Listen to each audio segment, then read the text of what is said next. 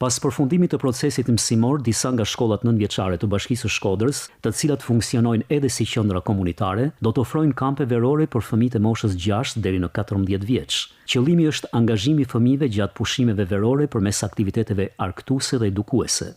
Drejtori i Zyrës Vendore të Arsimit në Shkodër, Brisela Kadia, thekson se kjo është një praktike konsoliduar prej disa vitesh, jo vetëm në shkollat e qytetit, por edhe në ato të njësive administrative. Përgjithsisht ato shkolla që janë shkolla qendër komunitare, në mënyrë që të angazhojnë nxënësit e tyre dhe të mos i lënë gjatë gjithë verës të lirë dhe me celular në duar dhe me mjete teknologjike në duar, her mas here kanë organizuar edhe kampe verore.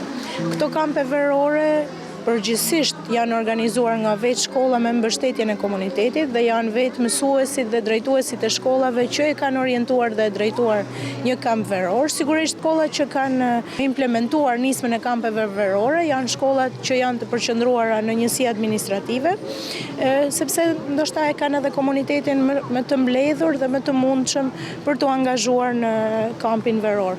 Hapja e kampeve për fëmijët e moshës shkollore gjatë pushimeve të verës është në fokusin edhe të shërbimeve sociale të Bashkisë Shkodër. Në këto kampe që zhvillohen në qendrat komunitare, janë përfshirë kryesisht fëmijë të komuniteteve rom dhe egjiptian, me synim jo vetëm argëtimin, por edhe integrimin, zhvillimin personal dhe përfaqësimin e tyre në jetën shoqërore.